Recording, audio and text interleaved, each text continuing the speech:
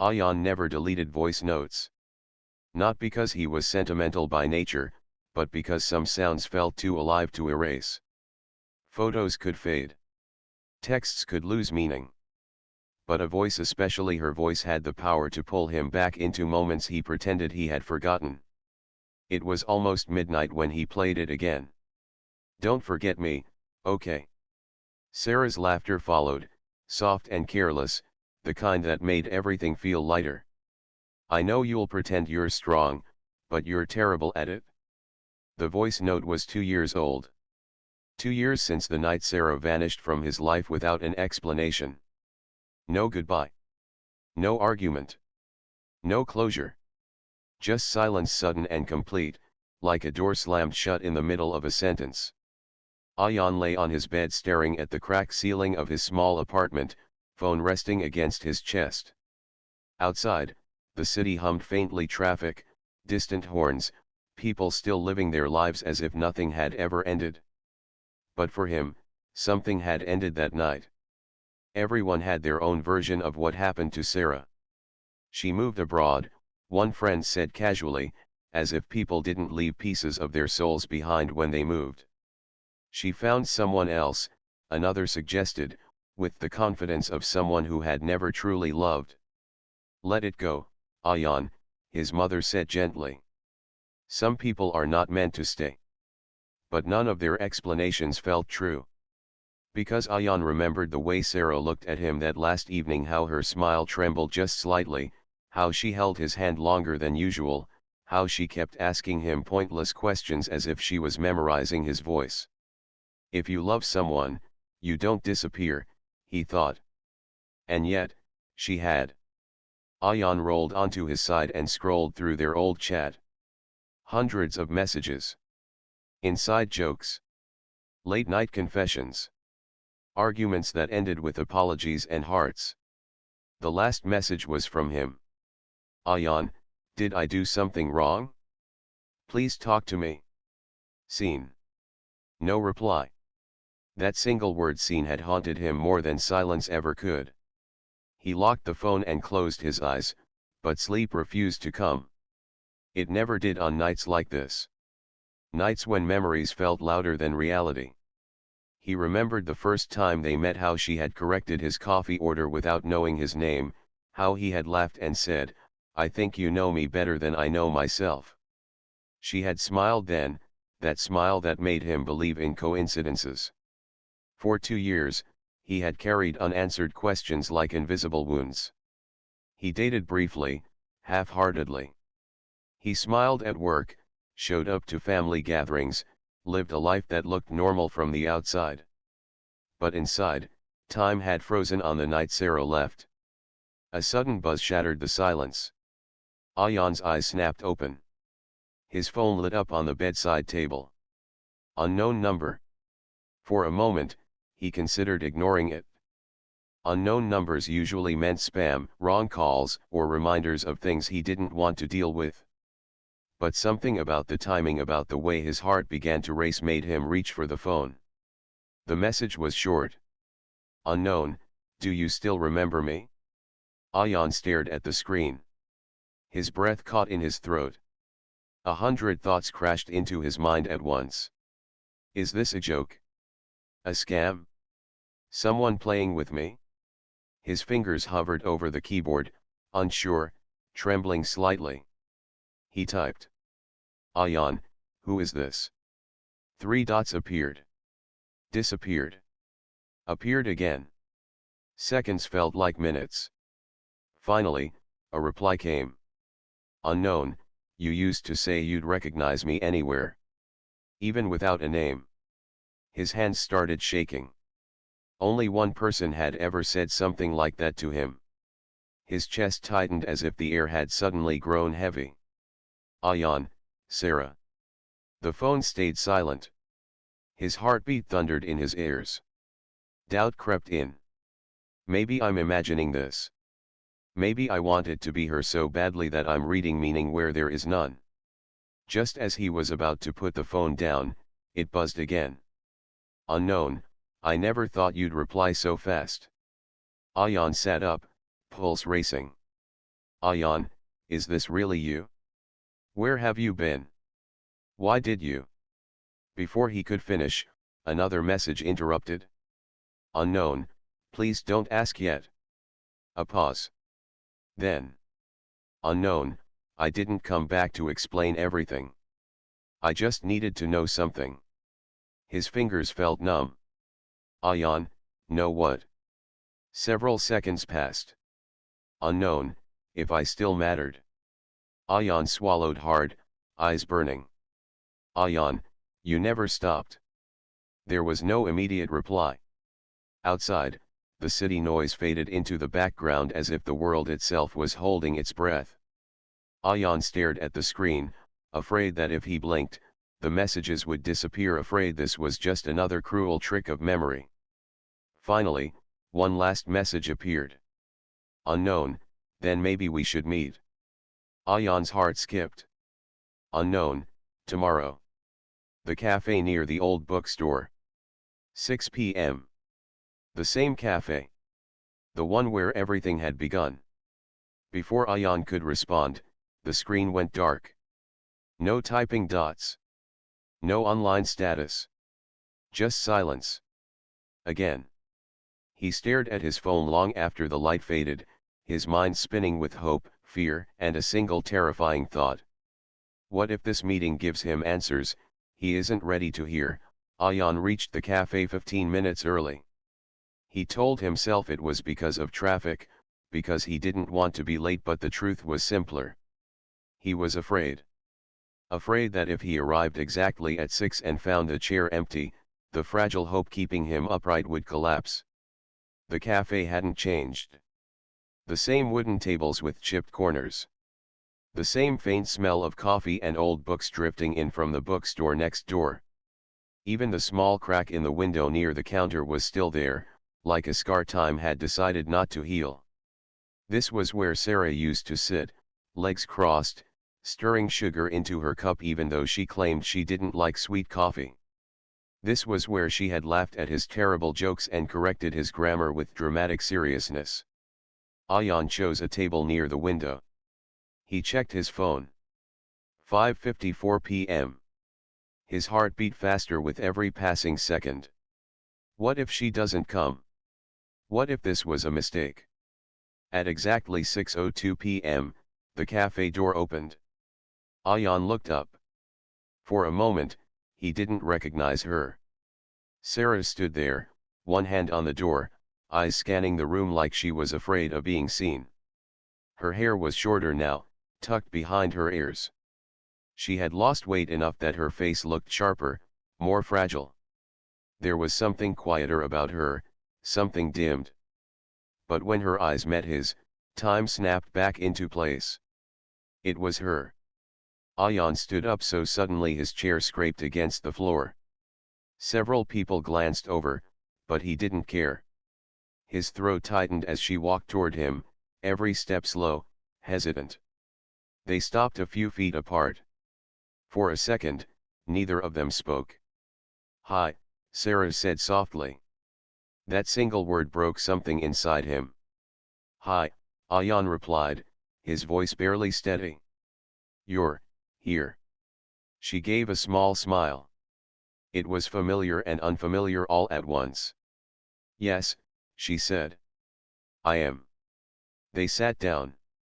The silence between them was heavy, not awkward, but loaded, like a storm waiting to break. Ayan noticed her hands as she wrapped them around a coffee cup the waiter had just placed in front of her. They were trembling slightly. "You didn't change your order," he said before he could stop himself. Sarah looked down at the cup. "Some habits stay," she murmured. He wanted to ask everything. "Where did you go? Why did you leave? Why did you hurt me like that?" The questions burned on his tongue, but when he looked at her closely at the tiredness beneath her eyes he swallowed them back. Instead, he asked, "How have you been?" She let out a quiet breath, almost a laugh. "That's a dangerous question." "I'm sorry," he said quickly. "No," she shook her head. "It's okay. I just I don't know how to answer it. Another pause. Ayan leaned forward slightly. Why did you message me now? Sarah looked away, out the window, where people passed by without knowing how fragile this moment was. Because some things don't let you move on, she said. No matter how far you go. His chest tightened. You left without saying goodbye. I know.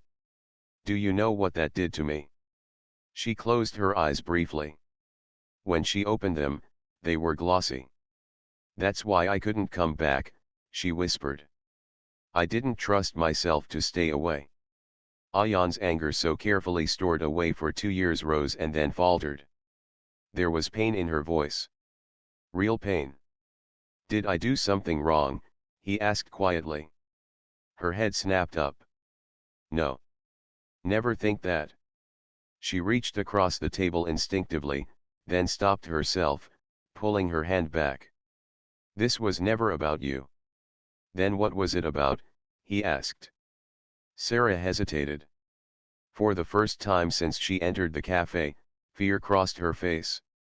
Some truths, she said slowly, change everything once they're spoken. Ayan studied her, noticing the way she avoided his eyes, the way her shoulders tensed as if she was bracing for impact. You could have trusted me, he said. I wanted to, she replied. More than anything. They fell silent again. After a moment, Sarah stood up. I should go, she said suddenly. What? Ayan frowned. You just got here. I know. That's why I have to leave now. She picked up her bag, hands unsteady. I didn't come back to reopen old wounds. I just needed to see you. To know you were okay. I wasn't, he said honestly. Not without answers. She met his gaze then, eyes shining with unshed tears. I'm sorry, she said. I really am. She turned to leave, then stopped. One more thing, she added, her voice barely above a whisper. Promise me something. Ayan stood. Anything. Promise me, she said, no matter what happens, don't follow me. Confusion twisted in his chest. Why would you ask that? She shook her head. Just promise. Every instinct in him screamed that this mattered, that this was the moment he would regret forever if he chose wrong. After a long second, he nodded. I promise. Sarah gave a sad smile. Goodbye, Ayan. And then she walked out of the cafe, leaving behind the smell of untouched coffee, and a promise that already felt impossible to keep. The next few days were a blur for Ayan. Sarah's sudden appearance had thrown his world into chaos. He kept replaying every moment from the cafe, the way she looked at him, the trembling in her hands, the heaviness in her eyes. Her words, no matter what happens, don't follow me, echoed in his mind. He had promised. And yet, something deep inside refused to stay quiet. He tried calling her, texting her, even searching social media. But every attempt ended with silence. The number she had texted from no longer worked. The messages from that first day sat on his phone like unread warnings. The longer the silence stretched, the more annoying feeling grew inside him. Something wasn't right. By the fourth day, Ayan could no longer pretend. The ache in his chest had turned into urgency. I have to know. I can't just wait anymore. Ignoring the promise he had made, he started asking around. Friends, mutual contacts, anywhere Sarah might have left a trace. Each lead ended in nothing except for one. Hospital on the east side, a friend muttered reluctantly. She checked in last week. Don't know why. Ayan didn't hesitate. He grabbed his coat and ran. The hospital was a small, almost forgotten building on the edge of the city. Its white walls were stained with age, and the faint smell of antiseptic made him nauseous. He asked the receptionist quietly, pretending he had an appointment. Room 304, she said. Ayan nodded and ran down the corridor. The door was slightly ajar. He could hear a conversation, a doctor speaking softly. "She doesn't have much time left," the voice said. Ayan froze. Time. What did that mean? He stepped closer, careful not to make a sound. From behind the door, he saw her, Sarah, lying on the bed, pale and thin. Tubes connected her to machines, her face smaller than he remembered. Her eyes, when they opened, were wide with surprise, and then slowly, recognition. Ayan, her voice was barely audible, fragile, yet full of emotion. He stumbled into the room, heart pounding. "Sarah." Tears formed in her eyes. "You shouldn't have come." "I had to," he said, his voice breaking. "I couldn't stay away. Not anymore." She looked down, ashamed. "I wanted you to promise, to stay away. I didn't want you to see me like this." Ayan shook his head, anger and sorrow mingling. "Why didn't you tell me? Why did you leave? Do you know how much I suffered? How much I needed you?" Sarah closed her eyes, a single tear sliding down her cheek. "I didn't leave because of you. I left because I was afraid. Afraid of being a burden, afraid of what would happen if you knew. I couldn't bear to see your love crushed by my illness." Ayan's heart broke into pieces. "Illness?" She nodded faintly. "I was diagnosed, months before I left. I didn't want you to watch me fade. I thought, if I left, it would be easier for you. But I was wrong." The weight of her words hit him like a storm. 2 years of confusion, heartbreak, and longing, and the truth had been right in front of him. "I would have stayed," he whispered, tears falling freely. "I would have been there, every step of the way. I would have fought with you. With you, not for you." Sarah reached out a trembling hand. He took it. Her skin was cold, weaker than he expected. "I wanted to protect you," she said softly. "That's why I left. I couldn't see you hurt, not by me, not by life. I had to spare you. But I wanted to see you one last time, to know you still cared." Ayan's chest ached. He pressed his forehead against hers, feeling the shallow rhythm of her breath. "I care," he whispered. "More than you know. And I'll never stop." For hours, they sat like that. Words weren't enough. Tears, soft touches, and quiet moments became their language. Time seemed to stretch and shrink at once. They laughed softly at old memories, cried at the weight of lost years, and held hands as if letting go would mean losing each other forever. But even in these borrowed moments, Ayan could feel the ticking clock, the invisible countdown of time that Sarah had tried to hide from him. He realized then what she had meant in the cafe. She hadn't returned to explain herself. She had returned to say goodbye. And maybe, just maybe, he would have to learn to let her go before the world forced him to. The days that followed were unlike anything Ayan had ever experienced. Time had become a fragile, fleeting thing. Each moment with Sarah felt both endless and terrifyingly short. The world outside continued as usual, people went to work, cars honked in the streets, life carried on. But inside the small hospital room, reality shrank to just two people, two hearts, and the relentless awareness that their borrowed time was slipping away. Sarah's condition fluctuated. Some mornings, she managed a weak smile, her laughter soft but genuine. Other days, she could barely hold a cup of tea.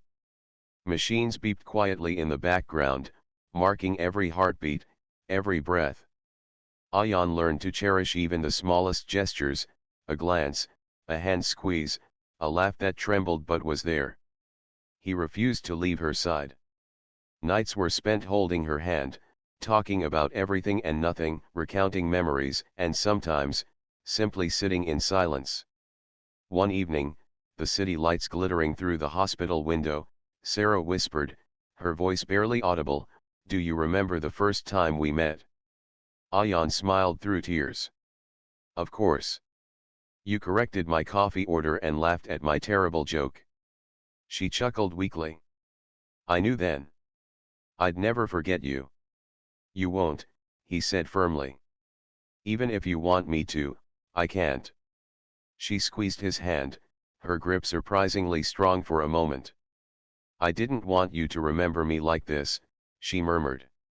Weak. Sick. Broken. That's not how I wanted to stay in your heart. Then you'll stay in my heart the way I always remembered you, he replied, brushing a strand of hair from her face. Strong, lively, full of life. Tears slid down her cheeks. I didn't come back to burden you. I came back to feel you one last time. To remember the warmth we had, without regret. They talked late into the night, words tumbling out like waves, confessions, regrets, dreams that would never come true, and promises that felt both sacred and impossible.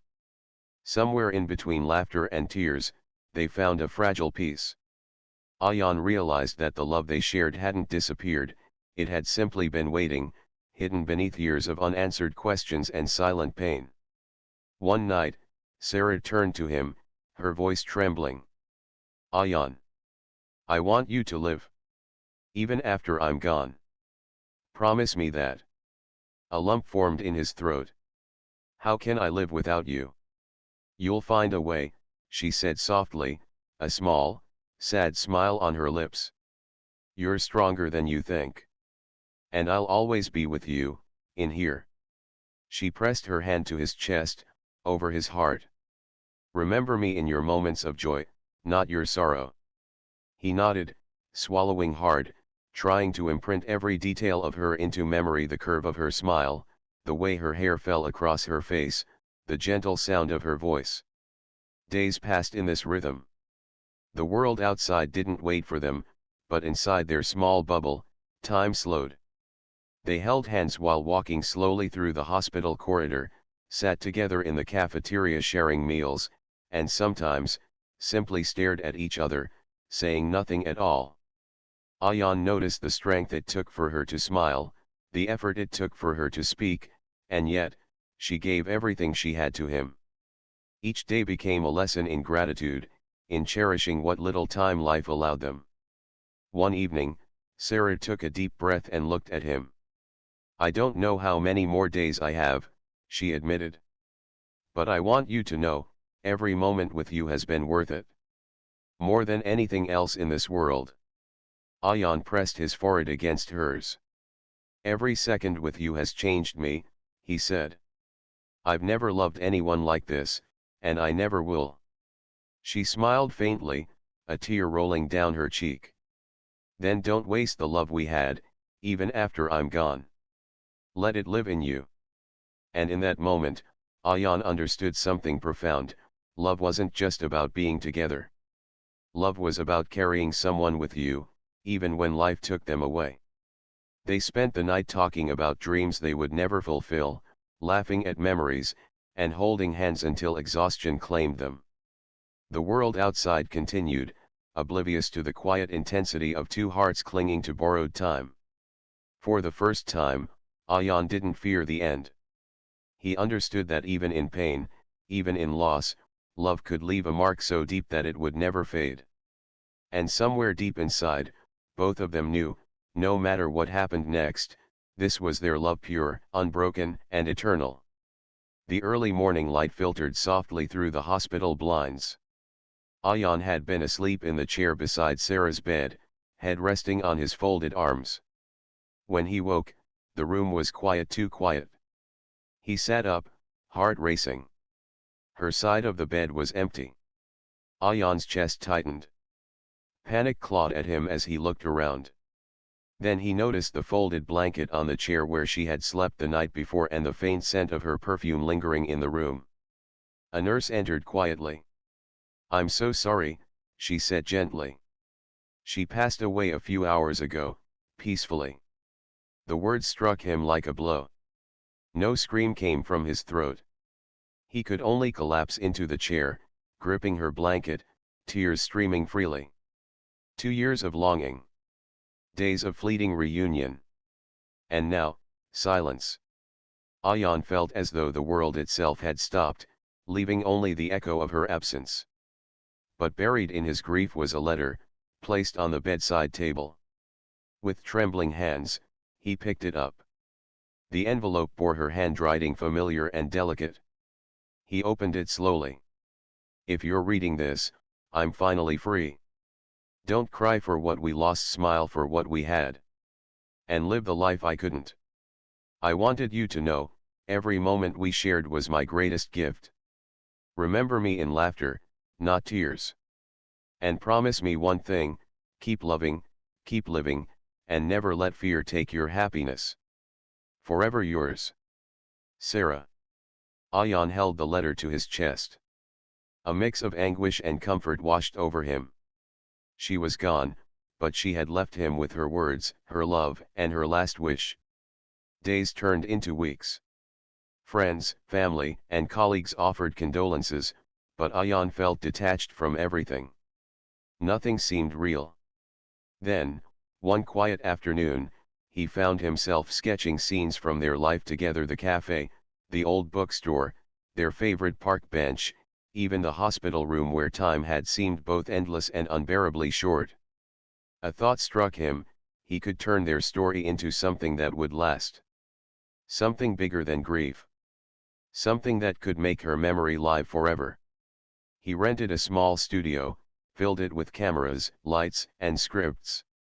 He called it, Their Story. Months later, the first short film he made premiered: a story about love, loss, and the moments that define a lifetime. On the wall of his studio hung a single framed photo: Sarah, smiling as she had the day they met, full of life, untamed and radiant. The title of the film: I Never Expected This Ending. It was more than a title. It was a truth. Ayan realized that life rarely gives us the endings we expect. Sometimes, it shatters us. Sometimes, it transforms us. And sometimes, it leaves love behind, even when the people we love are gone. Years later, Ayan still visited the cafe where it all began, always ordering the same coffee Sarah used to love. He would close his eyes and imagine her sitting across from him, laughter dancing in her eyes, hand reaching for his. Some endings break you. Others remake you. And Ayan had learned that even in loss, love never truly dies. The story closes with a quiet, bittersweet reflection: the kind of ending that lingers in your heart long after the screen goes dark.